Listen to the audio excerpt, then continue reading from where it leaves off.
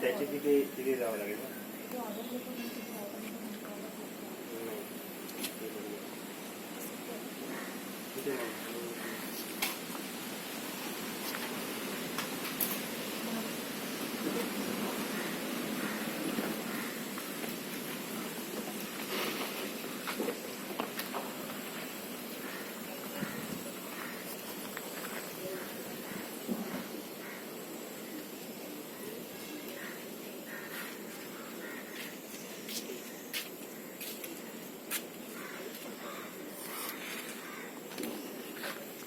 फक्त शंख प्रदर्शन म्हणून काहीतरी आहे, तिथं अलाव नाही आहे. बाकी सगळीकडे अलाव आहे. इथे जायचंय का आतमध्ये? हो, त्यासाठी पे केले. कॅमेरा मोबाईल ठीक आहे. ते ग्रुप करणार आता.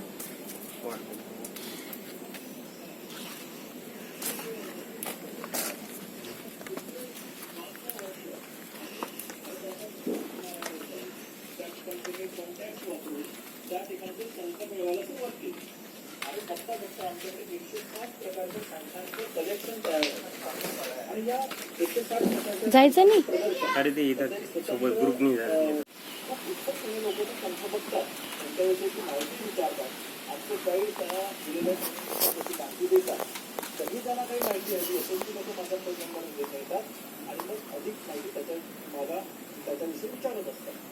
आमच्याकडे सगळ्यात मोठा शंख हा 2.5 फूट लांबीचा शंख आहे. लोकांना तो बघून अतिशय आश्चर्य वाटतं. शंखामध्ये अनेक प्रकार आहेत.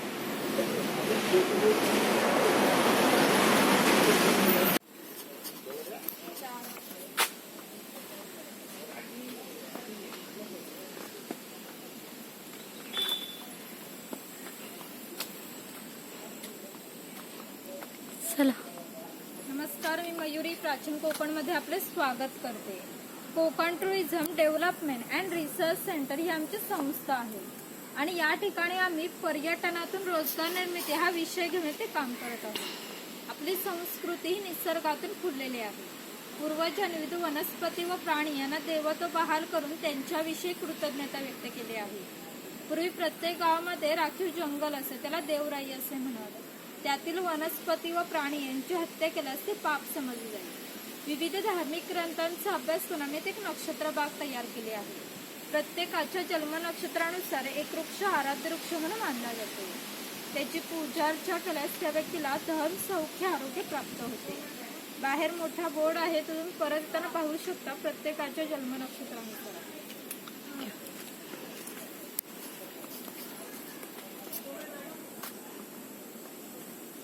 हा पिंपळपर आहे. आपण कोकणी माणसे वड पिंपळांना पवित्र मानतो. तसेच त्यांना आपण दीर्घायुष्याची प्रतीके मानलेली आहे.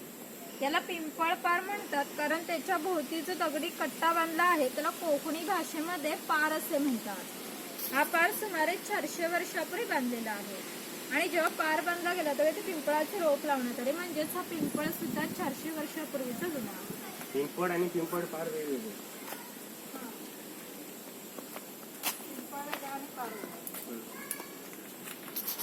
हा शिलालेख आहे. शिलालेखावर लिहिलेली कविता कवी माधव यांनी 100 वर्षापूर्वी लिहिली. चिपळूण येथे झालेल्या पहिल्या कोकण मराठी साहित्य संमेलनामध्ये या कवितेला कोकणची प्रातिनिधिक कविता म्हणून स्वीकारण्यात आले. या कवितेत कवींनी कोकणच्या निसर्ग सौंदर्याचे सुंदर वर्णन केले आहे. हिरवे तळ कोकण, सह्याद्रीच्या तळी शोभते हिरवे तळ कोकण, राष्ट्रदेवीचे निसर्ग निर्मित केवळ नंदनवन. या कवितेमध्ये नंदनवन हा शब्द आला आहे. नंदनवन या शब्दाचा अर्थ आहे स्वर्गातील इंद्राची बाग जितकी सुंदर आहे तितकेच आपले कोकणही सुंदर आहे. ही गुहा काळाचे प्रतीक आहे. गुहेच्या अलीकडे आहे वर्तमान काळ आणि गुहेच्या पलीकडे आहे 500 वर्षांपूर्वीचा भूतकाळ.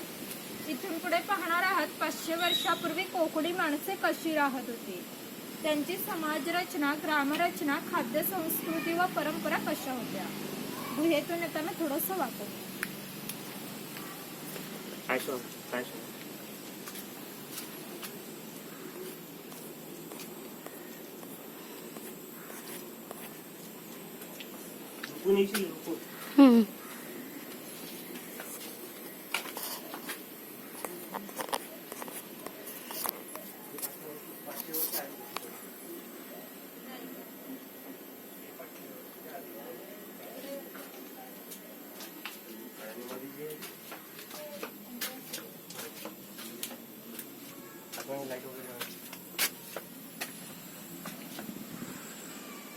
कोकमचं झाड आहे, याला जी फळं येतात त्यापासून कोकम सरबत किंवा कोकम आगळ तयार केले जाते.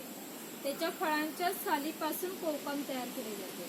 त्याच्या बियांपासून तेल तयार केले जाते. त्याचा उपयोग कैलास जीवनसारख्या क्रीममध्ये केला जातो. इकडे अजगर दाखवला.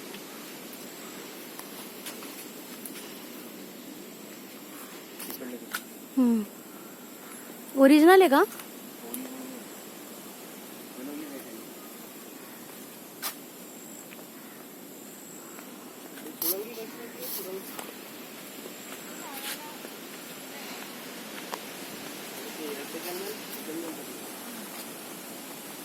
इकडे तरस प्राणी दाखवला.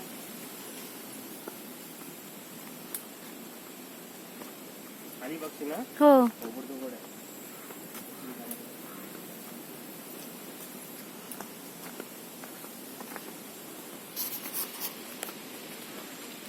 हे आहेत भगवान परशुराम. आपल्या पुराणामध्ये त्यांचा असा उल्लेख आलेला आहे की हजारो वर्षापूर्वी भगवान परशुराम होऊन गेले. त्यांनी संपूर्ण पृथ्वी जिंकून घेतली आणि जिंकून घेतलेली पृथ्वी दान केली.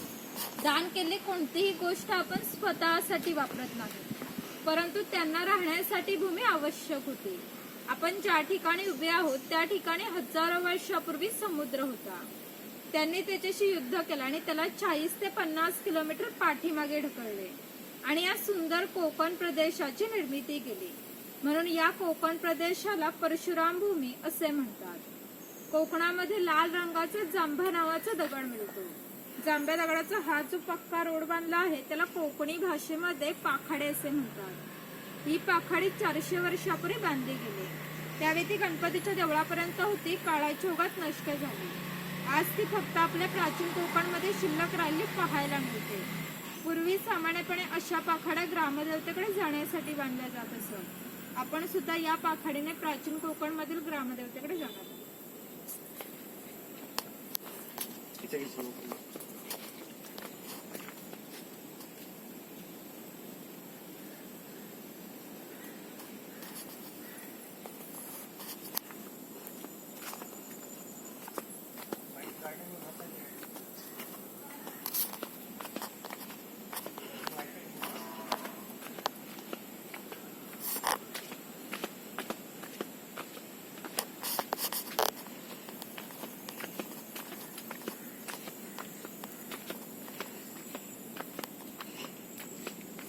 इथे वनवासी आहे. कोकणातील दुर्गम पर्वतामध्ये वनवासी लोक राहत असतात. त्यामध्ये भिल्ल व कातकरी या 2 जातींचा समावेश आला होता. तर कातकरी समाज इकडे दाखवला आहे.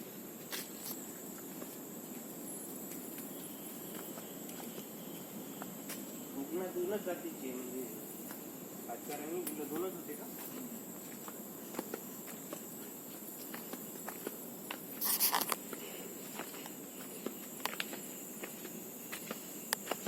इकडे वाघ आणि वाघाची गुहा दाखवली आहे. इकडे गाव शिकार दाखवले आहे.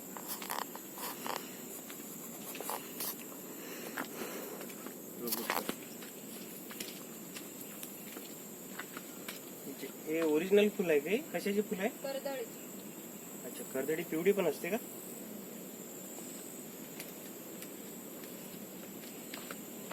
हे चिरफळाचे झाड आहे. चिरफळाची फळे ही जंतुनाशक असतात, म्हणून त्यांचा उपयोग शेतकरी धान्य साठवण्यासाठी करतात. तसेच त्यांचा उपयोग गरम मसाल्यासारख्या पदार्थांमध्ये सुद्धा केला जातो.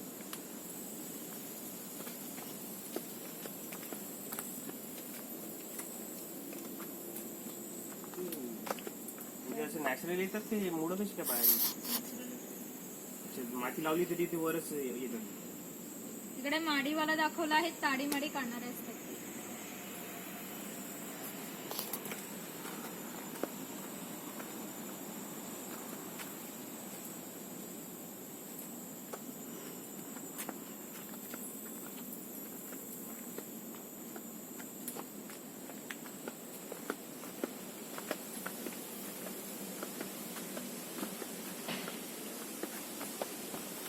इकडून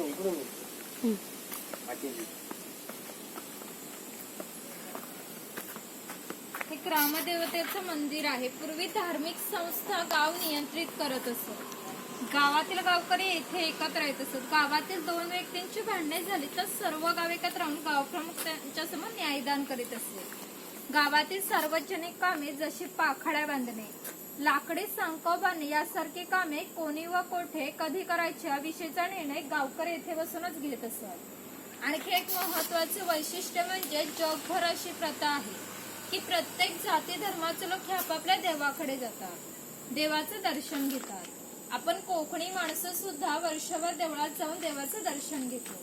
पण जेव्हा आपल्याकडे शिमग्याचा सण असतो तेव्हा ही देवी या पालखीमध्ये बसून प्रत्येकाच्या घरोघरी नेली जाते. म्हणजेच कोकणी माणूस आणि देव यांचं नातं इतक्या जवळचं आहे की आपल्या एकमेकांकडे जाणं येणं असतं. या देवीचं नाव वाघजाई आहे. हे नाव मी जाणीवपूर्वक ठेवले. असं म्हणतात की ज्या निसर्गात वाघ आहे तो निसर्ग समृद्ध असतो. 500 वर्षापूर्वीचा निसर्ग सुद्धा असाच समृद्ध होता. त्याला आमच्या भावविश्वामध्ये दैवत्वाचं स्थान आहे. आपण कोकणी माणसे वड, पिंपळ, साप, नाग यांची पूजा करतो. म्हणजेच आपण निसर्ग पूजक माणसे आहोत. म्हणून या देवीचं नाव सुद्धा प्रत्यक्ष निसर्गाशी संबंधित असं ठेवलं वाघजाई. तर ती वाघजाई आणि गणपती फक्त सोबत ठेवलेले आहे. गणपती जवळची वाघजाई देवी आहे. इथे आमचे काही पारंपरिक वाद्य आहेत. लाकडी ढोल आहेत, मातीचे ताशे आहेत. त्यांचा खालील भागा मातीचा आहे. हे ताशे 110 वर्षांपूर्वीचे जुने आहेत. जर वाजवणारे कसबी असेल तर यांचा आवाज 2 ते 3 किलोमीटर पर्यंत जात असे. पूर्वी त्यांचा उपयोग संदेश वहन तसेच धार्मिक कार्यात केला जात असे. वीरगड इथे चव्हाटा देव आहे. असं म्हणतात की कोकणात भरपूर भूत असतात, तर कोकणवासियांची अशी श्रद्धा आहे की हा देव त्यावर नियंत्रण ठेवतो. वीरगड म्हणून याला शिमग्याची वेळी गाराणे घातले जाते. तसेच पशुबळी सुद्धा दिले जातात. इकडे वीरगळ आहे, वीरप्राप्ती लोकांचे प्रतीक. या देवाचं नाव काय? चव्हाटा. चव्हाट. वीरगड म्हणजे प्राप्त वीर काय?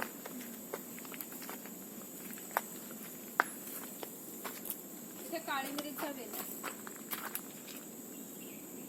काळी मिरीचा वेल आहे. वरती मोह लागले, हम्म. मधमाशी ओढाले.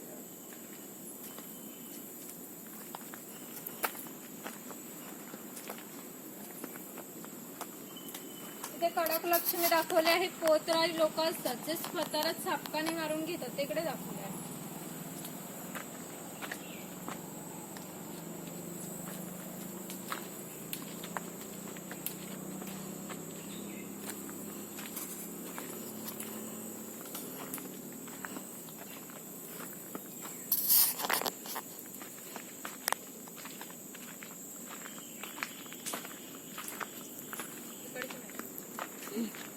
इथे कोळी समाज आहे. कोळी समाजाची लोक ही समुद्राच्या इतकी जवळ राहतात की समुद्राच्या भरतीचं पाणी सुद्धा त्यांच्या घराला लागून जाते.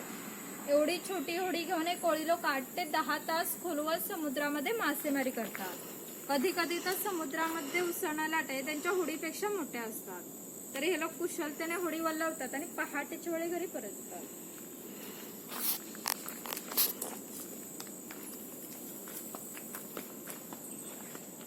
हा नाभिक आहे. पूर्वी कोकणामध्ये 12 पलुतेदार पद्धत अस्तित्वात होती. म्हणजेच नाभिक, सुतार, कासारे प्रत्येकाच्या घरोघरी जाऊन सेवा पुरवत. त्या बदल्यात त्यांना पैसे नव्हे तर केवळ धान्य मिळे. म्हणजेच एका नाभिकाला एका कुटुंबातील पुरुषाचे घरी जाऊन केस व दाढी करण्यासाठी वर्षभरासाठी 4 पायली म्हणजे आताचे 8 किलो धान्य मिळत असे. एवढ्या अल्प मोबदल्यात लोक समाजाची सेवा करत असत. आमच्या नाभिकाविषयी आणखी थोडं मजेशीर आमच्या लोकसाहित्यामध्ये आढळतं. असं म्हणतात की गावातील प्रत्येक गोष्ट ही नाभिकाला माहीत असते आणि नाभिकाला माहीत असलेली प्रत्येक गोष्ट गावभर होते. आता तुम्ही आलात, ही गोष्ट ज्या अर्थी नाभिकाला समजली त्या अर्थी ती पुन्हा गावाला समजली. आमचं सगळं गाव तुमच्या स्वागतासाठी उत्सुक आहे. प्रथेप्रमाणे आपण आधी खोतांच्या घरी जाऊ, मग गावात फेरफटका.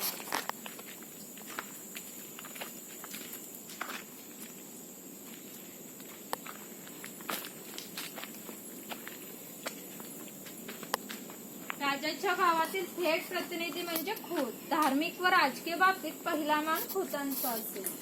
खोत हे गावचे प्रमुख असतात. गावात न्यायदान करणे, महसूल गोळा करणे, कायदा व सुव्यवस्था सांभाळणे इत्यादी कामे खोतांची असतात. खोत लोक जमीनदार असत, सर्वसामान्यपणे सुखवस्तू असत. त्यांच्या बसण्याच्या लग्बीवरून ते कसे ऐषारामी जीवन जगायचे याची तुम्हाला कल्पना येईल. ही खोतांची बायको आहे. कोकणी स्त्रिया सुंदर होत्या आणि शूर होत्या, परंतु त्यांना स्वातंत्र्य नव्हते. माझघराचा उंबरठा ही त्यांच्यासाठी मर्यादा होती. ती खोतांची 2 मुले आहेत. ते आपला परंपरागत खेळ सोंगट्या खेळत आहेत. हाच खेळ महाभारतात धर्मराज आणि दुर्योधन यांच्यामध्ये द्यूत या नावाने खेळला गेला. घराची रचना पहा. खोत जाऊन चौट्यावर बसते त्याला ओटी म्हणतात. गावातील मान्यवला कोटीवर बसत असत. समोर आहे ती पडवी. सर्वसामान्याने पडवीला बसायचे. खोतांच्या उजव्या बाजूला हे देवघर, खोतांच्या डाव्या बाजूला स्वयंपाकघर, खोतांच्या मागे आहे माझघर म्हणजे पूर्वीची बेडरूम. घराचे छप्पर पहा. वरती छोटे छप्पर, मध्ये गॅप, त्याखाली मोठे छप्पर. कोकणात उष्णता फार असते, त्यामुळे घरातील उष्ण हवा सतत त्या गॅप मधून बाहेर जाते व बाहेरची थंड हवा तिची जागा घेते, त्यामुळे घरातील वातावरण थंड राहते. घरासमोर अंगण आहे. अंगणामध्ये तुळस आहे. अंगण हे कोकणी घरांचे वैशिष्ट्य आहे. तुम्हाला एकही कोकणी घर असं दिसणार नाही की ज्यापुढे अंगण आहे का तुळस आहे. तिकडे अडकीचे आहे सुपारी कट करण्यासाठी.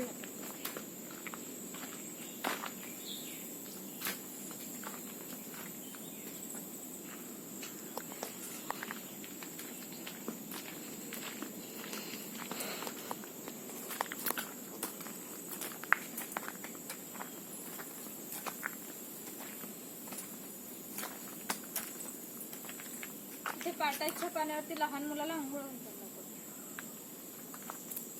जायफळ याला म्हणजे किती वर्षानंतर लागतात? झाड मोठं झालं की. आता नाही आहे ना? आता लागतात पण महिन्याने लागतात.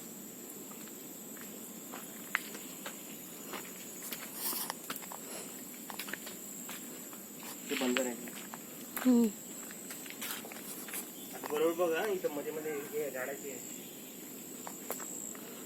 मध्ये मध्ये झाडाची हे थोडं आहे.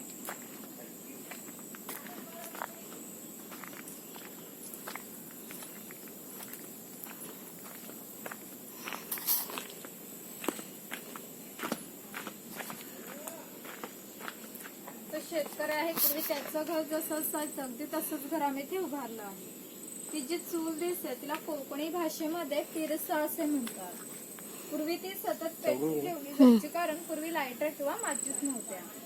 जेव्हा शेतकऱ्याच्या बायकोला स्वयंपाक करायचा असतो तेव्हा तिथले 2-3 निकारे घेऊन स्वयंपाक घरातील चूल पेटवीत असे. जर हा विस्तव विसला तर घरात 2 गारगोट्या ठेवल्या जात असत. ते एकमेकांवर घासून विस्तव करावा लागत असे. ही खोईने हिचा आपण मासे पकडण्यासाठी केला जात असे. पाठीमागे वेलीने बांधून ती पाण्यात ठेवली जाते. हिची अंतर्गत रचना अशा पद्धतीची आहे की आत गेला मासा कधी बाहेर पडू शकत नाही. ती कणगी आहे. तिचा वापर धान्य साठवण्यासाठी केला जात असे. कोकणी शेतकरी भात, नाचणे, हरिकोरी यासारखे धान्य पिकवीत असे. त्या कणगीमध्ये ठेवून वरती चिरफळाची फळे पसरवून त्यावर झाकण लावून हे सर्व बाहेरून शेणामातीने लिंपून घेतले जाते. त्यामुळे आतील धान्य 2 ते 3 वर्ष सहज टिकते.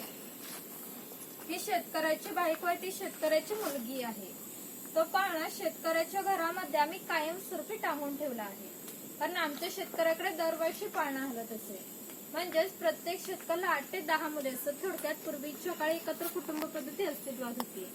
हे उचल आहे. पूर्वी याचा वापर कपडे सुकत घालण्यासाठी केला जात असे. इकडे गौरी गणपतीचा सण दाखवलाय, तिकडे पांगुळवाडा आहे लहान मुलांना चढण्यासाठी.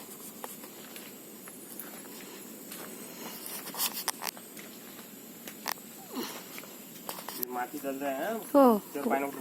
हो.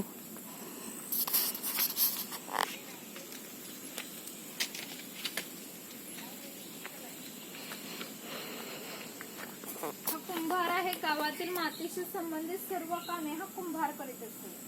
गणपतीचे दिवस आले की लाल मातीचे गणपती तयार करून देणे, उन्हाळा आला की मातीची मडकी तयार करून देणे, दिवाळीच्या वेळेला पणत्या तयार करून त्या प्रत्येकाच्या घरोघरी नेऊन पोचवण्याचे काम कुंभार करीत असते. एखाद्याचे घर बांधायचं असेल तर त्या घरी जाऊन मातीची कौले तयार करून देत असते. हे सफेद रंगाचे मडके आहे ते माडी काढण्याचे मडके आहे. कोकणामध्ये नारळाची झाडे मोठ्या प्रमाणात असतात. त्यांना नारळ येण्यापूर्वी पोई येते, तिला आडवा काप दिला जातो. बाजूने विशिष्ट प्रकारचा झाडपाला लावला जातो. तो पाला आतील माडी शोषून घेतो. थेंब थेंब घालणारी माडी हे मडके वरचेवर लावून त्यामध्ये साठवली जाते. काळाच्या ओघात 12 बलुतेरांचे व्यवसाय नष्ट झाले, परंतु माडी काढण्याचा व्यवसाय अजून व्यवस्थित चालू आहे. मेमरी संपलेली आहे आता, कामाकामाच ती नाही तर पूर्ण नाही होणार. हो. ते बंद करून दे व्हिडिओ, जेव्हा लागते तेव्हा. दागिने घालण्याचा माने सोनाराच असेल.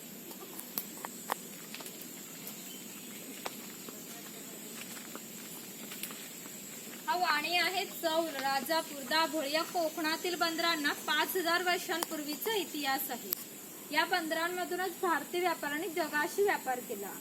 येथून निर्यात होणाऱ्या वस्तूंमध्ये हस्तकौशल्याच्या वस्तू, तलम, कापड, हस्तदंती वस्तू, हिरे, माणिके, मोती, शंख, शिंपले इत्यादी वस्तूंची निर्यात हा वाणी करत असे. त्याबदल्यात संपूर्ण जगातून भारतात सोने येत असे. म्हणजेच भारताने जे सुवर्ण युग अनुभवलं त्याचे प्रवेशद्वारी कोकणची बंदरे होती. इकडे गारुडी दाखवला आहे सापाचे खेळखाना. तिकडे आतमध्ये काय आहे मग? झाडच आहे का फक्त? चालतं, तिकडे पण आहे.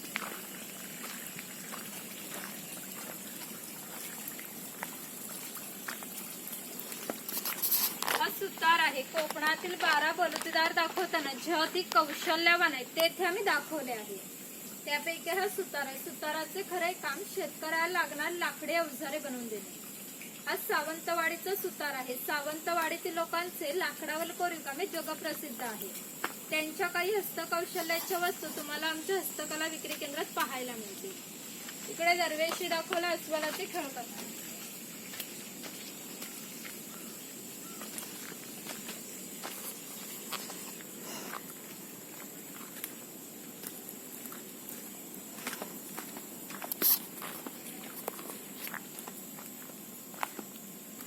लोहार आहे. ज्याप्रमाणे शेतकऱ्याला लागणार लाकडी अवजारे बनवून देण्याचे काम सुतार करीत असे, त्याचप्रमाणे शेतकऱ्याला लागणार लोखंडी अवजारे बनवून देण्याचे काम लोहार करीत असे.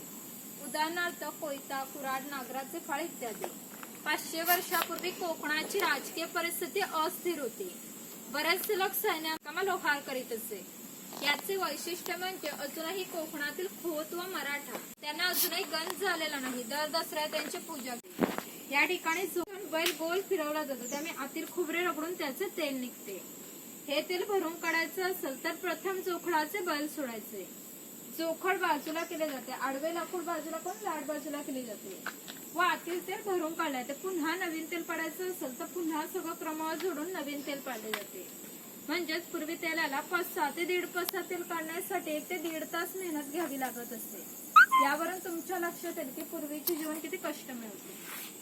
नारळ खरं आहे की ते बनवलेलं? खरं.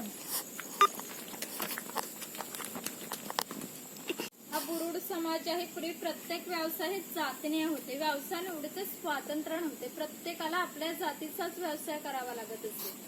बांबूच्या वस्तू बनवण्याचे काम बुरुड करीत असे. ही फुलांची परडी आहे.